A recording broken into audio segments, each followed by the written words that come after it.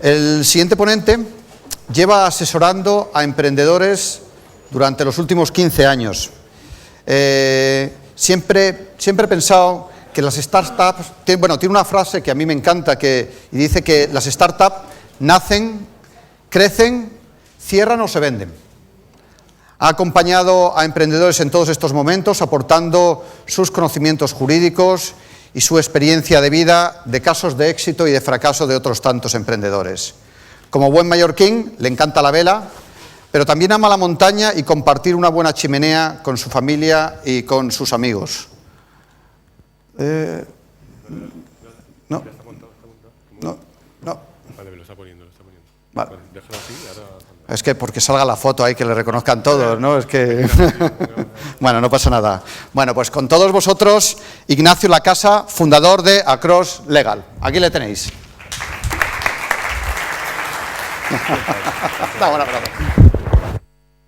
Bueno, ¿Vienes aquí o bueno, no tienes...? ¿Tiene la diapositiva la suya? ¿Ya está conectado? Sí. ¿Ya está? Bueno, te la están poniendo ahora. la foto es un fraude, como podéis ver. Bueno, me pidieron una foto de mis comienzos y esta foto básicamente es de 2005, cuando volví de Estados Unidos, de Chicago, donde trabajaba. Y bueno, Brin, mi mujer diría que soy un fraude después de 10 años, ¿no? 30 kilos más es lo que da la profesión. Bueno, básicamente, como ha comentado, llevo 15 años asesorando startups. De hecho, en el tren, hoy en el AVE, venía leyendo la prensa y veía dentro de la parte económica acciones que más suben en bolsa, veía Horizon Genomics, una biotecnológica. Y bueno, la verdad es que me acordaba de un viaje aquí a Madrid en el 2001, en el que estuvimos negociando la ronda de financiación de Horizon Genomics con Nayeti Capital, que sigue siendo uno de los accionistas de referencia de Horizon, ¿no? Y cuando veía acciones que más suben y miro un poco la valoración que tenía en bolsa, no sé, ahora igual me equivoco, pero creo que hablaba en torno a 100 millones de euros de valoración en bolsa actual. Lo cual, bueno, a uno, aunque ya no esté asesorándoles, uno se siente especialmente contento de haber ayudado a esa empresa a llegar donde ha llegado y que después de 14 años haya salido a bolsa y esté haciendo lo que está haciendo, ¿no? También veía en otra página al lado una empresa que hace 6 meses que trabajamos con ellos, que es muy joven, que es Get Your Hero, que es una compañía que invirtió Seaya el año pasado, creo que en torno a 1 millón de euros de inversión, a una valoración muy potente en línea con las valoraciones actuales. Con lo cual, pasado, presente, todas en boga. Por el camino, muchas empresas han cerrado y muchos concursos de acreedores de compañías que no han llegado, muchas de ellas compañías con planes de negocio muy buenos, pero que simplemente no les llegó el dinero en el momento adecuado, ¿no? Y esa es una de las cosas que quizás con la experiencia yo he ido aprendiendo mucho, ¿no? Que el negocio puede ser muy bueno, puede haber unos grandes emprendedores, puede ser que, digamos, que solo falte un poquito para llegar, pero si el emprendedor no maneja bien los tiempos, puede acabar cerrando simplemente por falta de aire, ¿no?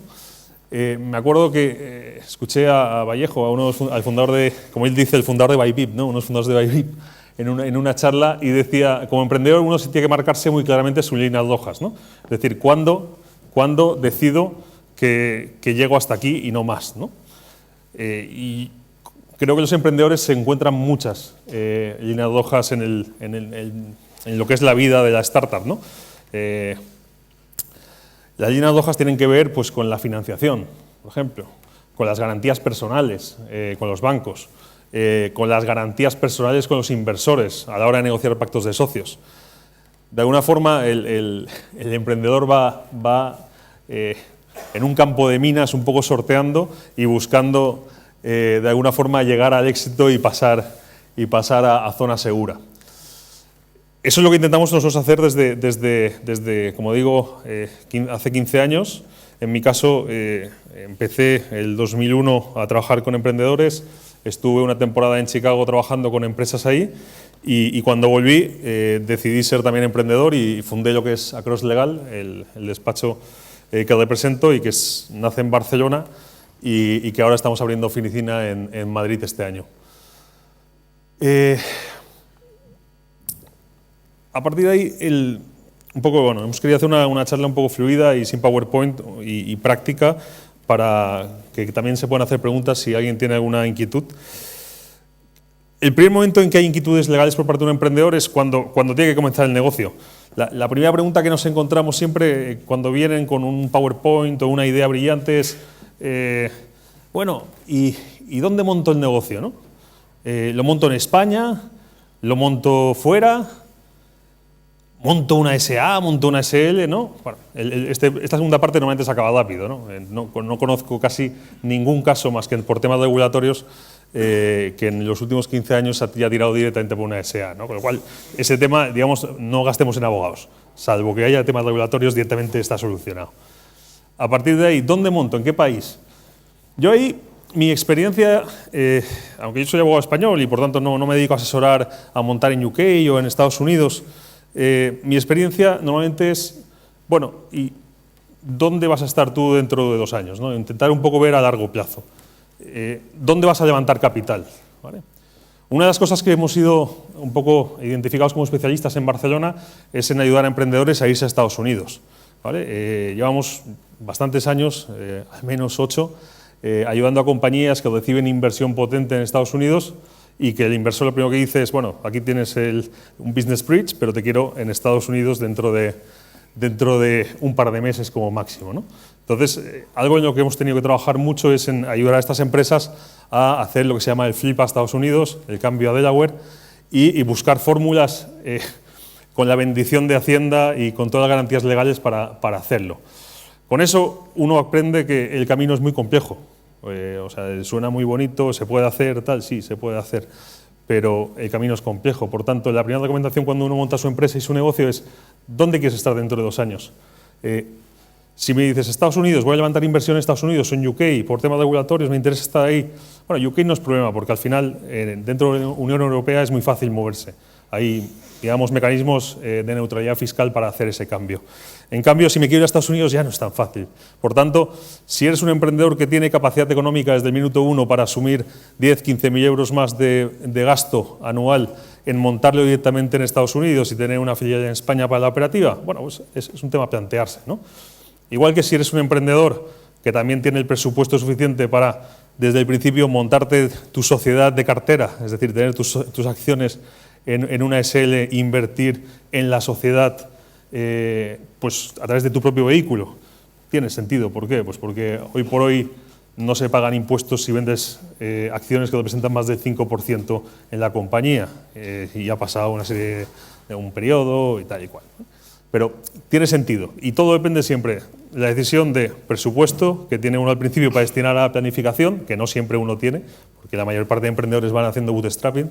De hecho, muchos trabajan con los emprendedores, con los abogados, digamos, de sus propios inversores, o trabajan con abogados o trabajan con formularios cogidos de Internet, ¿vale?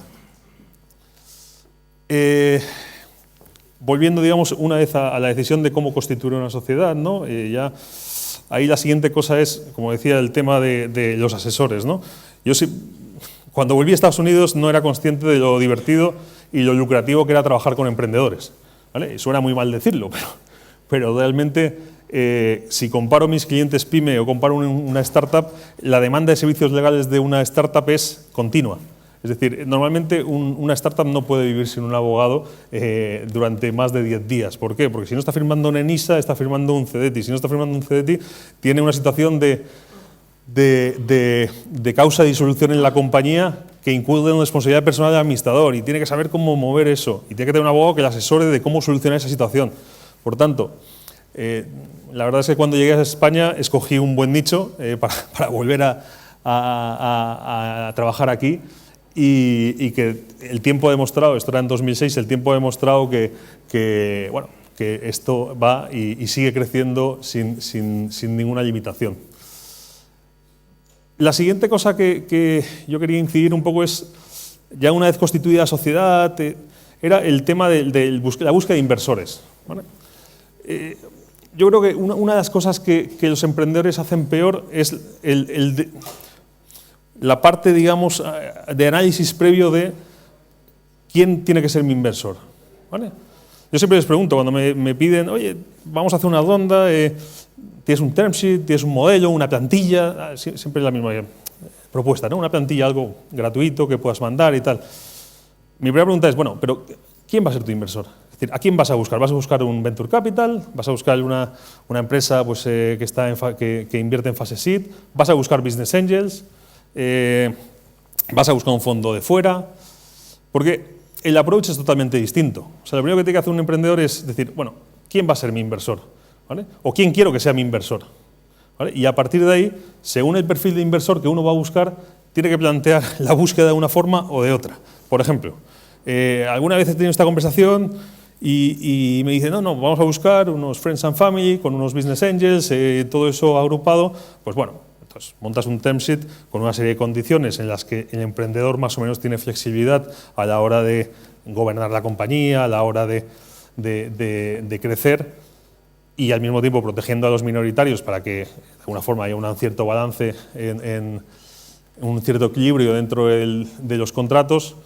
Y de pronto pues ese term sheet llega a un venture capital. Y entonces el venture capital dice, bueno, pero a mí ¿por qué me mandas un term sheet? Si yo lo que voy a hacer es yo poner el mío, ¿no?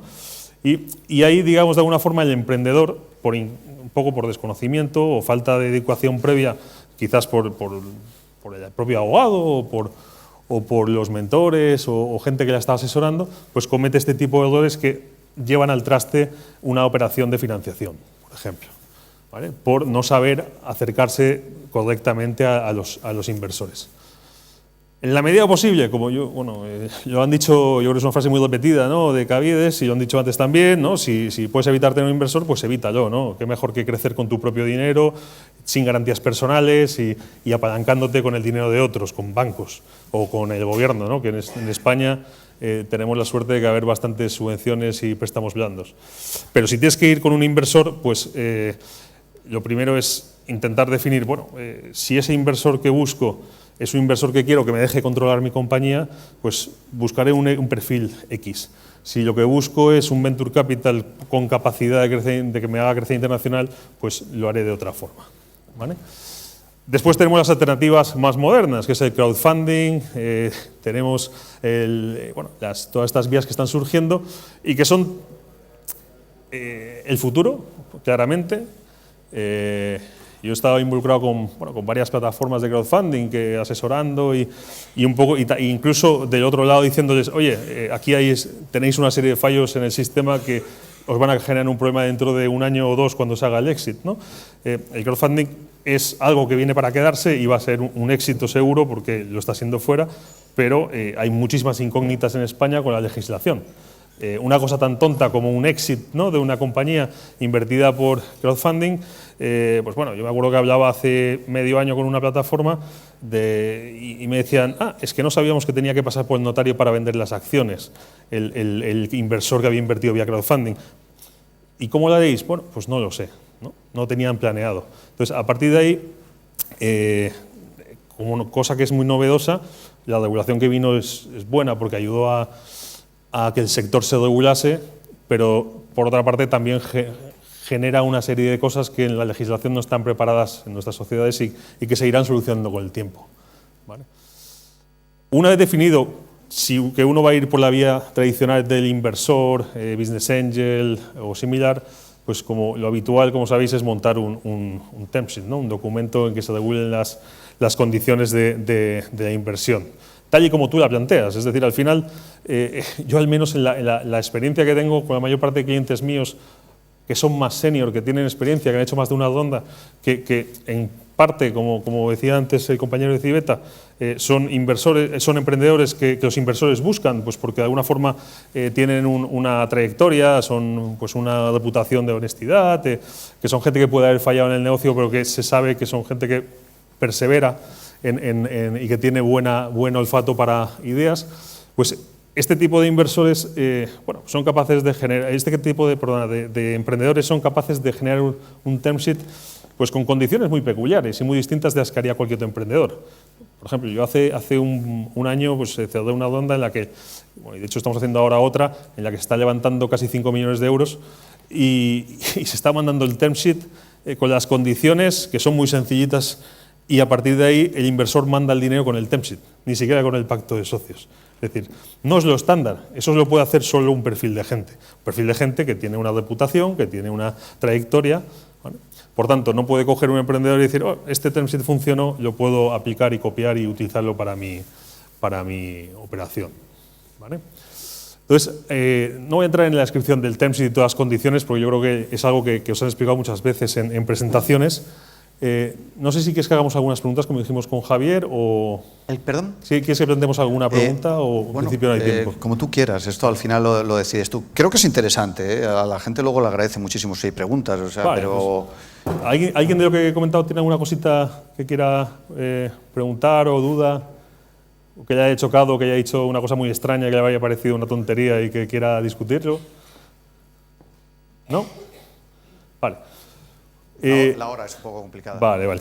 Pues como os decía, al final también una cosa que uno va aprendiendo con el tiempo, con las startups, es que, y lo he visto mucho en los últimos años, hay compañías que continuamente tienen que levantar fondos, porque al final el modelo de negocio es muy exigente, tiene un nivel de consumo de cash importante, y el CEO al final dedica gran parte de su tiempo a la búsqueda de fondos, ¿no? En no pocos casos, como os decía al principio, he visto estas sociedades a punto de cerrar y hacer un cambio un quiebro en el plan de negocio y encontrar, digamos, la fórmula mágica para que de pronto realmente ese quiebro que hacen en el plan de negocio y cuando ven lo que es realmente el enfoque que hay que darlo, de pronto de 0 inversores pasar a tener 3 o 4 term sheets peleándose para invertir, ¿vale? Entonces, como decía, por tanto, yo creo que como emprendedor hay que ser muy perseverante, hay que, en la medida posible, siempre anticiparse a las situaciones, o sea, no improvisar, sino planificar dónde quiero estar yo en 1 o 2 años para trabajar en esa dirección y, bueno, y básicamente esto, ¿vale? ¿Sí? ¿Alguna pregunta? Javier.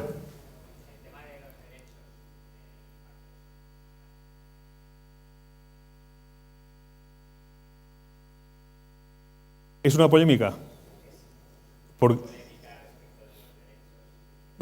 Para mí, bueno, yo la verdad es que no soy muy de seguir Twitter y cosas de estas. Yo te puedo explicar mi experiencia. O sea, para mí, el derecho a acompañamiento es una protección al minoritario. Es decir, si yo entro como minoritario… O sea, yo la verdad es que todavía no he invertido nunca en 15 años en una startup. Ni he invertido, ni he hecho legal for equity, ni he hecho nada parecido. Si invirtiese en una startup, tengo muy claro lo que pediría. Pediría claramente el tener un derecho a acompañamiento, un tacalón. Y pediría un tacalón si se habla de ventas por parte de un socio, que son ventas de menos del 50% del capital, pues como mínimo pediría un derecho a acompañamiento proporcional, como mínimo. Si fuera inversor y tuviese que tener un éxito en un periodo de tiempo porque mi fondo me lo pide, pues a lo mejor exigiría incluso salir yo antes, aunque haya una venta de menos del 50%, ¿vale? Y he visto muchas operaciones en las que se hace tramos. Es decir, de 1 a 25% hay un tipo de tacalón, de 25 a 50 hay otro, y si se vende más del 50%, obviamente quiero que el tacalón para mí sea completo. Es decir, lo que no me quiero quedarme es con los que no han vendido cuando el cambio de control en la compañía se ha producido. Con el derecho de adastre, a ver, aquí, una de las cosas por las que no suelo escribir mucho en artículos, blogs y libros es porque tampoco como abogado me interesa definirme demasiado en las cosas, ¿no? Al final yo defiendo a una parte y a otra y uno tiene que ser capaz de defender ambas con la suficiente convicción y con igual convicción. Entonces, el tacalón, para mí, obviamente, un inversor tiene que tener la capacidad en un momento dado de forzar una venta de la empresa para desinvertir o al menos de encontrar una salida. Pero también el emprendedor tiene todo el derecho del mundo, y yo creo que es algo que negocio con contundencia, a que no le vendan el negocio si él no quiere. Es decir, si yo soy emprendedor y tengo el 30 o 40 o 50% de la compañía, que alguien que tiene un 10 me fuerce una venta, pues es algo que puede no ser razonable. Lo que sí puede ser razonable es que socio que tiene un 10 encuentre una salida. ¿Vale? Entonces, pero que tiene que haberlos, porque es algo que está de siempre, es lógico. Es como un tema que negociábamos con un inversor que ha estado por aquí hoy, ¿no? Y que para todos los inversores es como algo imposible, que nunca quieren aceptar, ¿no? Que es el no invertir en competidores, ¿no? Es como el muro. Cuando hablas de, oye, no, tú no podrás invertir en un competidor, el inversor se cierra y dice, no, es que mi fondo no me permite aceptar una cláusula así porque sería imposible, tal y cual. Bueno, pues depende, como siempre, de la capacidad del emprendedor de que el fondo lo acepte o no. Es decir, al final todo es el leverage que uno tiene para negociar. Parece de cajón, ¿no?, que si yo monto un Hoover, mi inversor no puede invertir y está en el consejo de un competidor directo de Hoover, ¿no? Parece algo muy lógico, pero eso es algo que de entrada el inversor te dirá que no lo va a aceptar. Entonces, depende de tu capacidad como emprendedor para generar en el inversor la sensación de no me puedo perder esta inversión porque va a ser la leche. Depende de tu capacidad, conseguirás o no que el inversor acepte ese tipo de condiciones. Que por otro lado son cosas que ahí estaba yendo cuando estaba negociando esto, 2 o 3 compañías muy potentes en India y en Estados Unidos que lo están imponiendo en el term sheet a sus inversores. ¿Vale? Bien. Ignacio. Hay una pregunta más y acabamos. No tenemos, estamos ya fuera totalmente. Además es que tú has dicho una cosa, nada más empezar, que es, si el emprendedor no maneja bien los tiempos, puede acabar ahogando.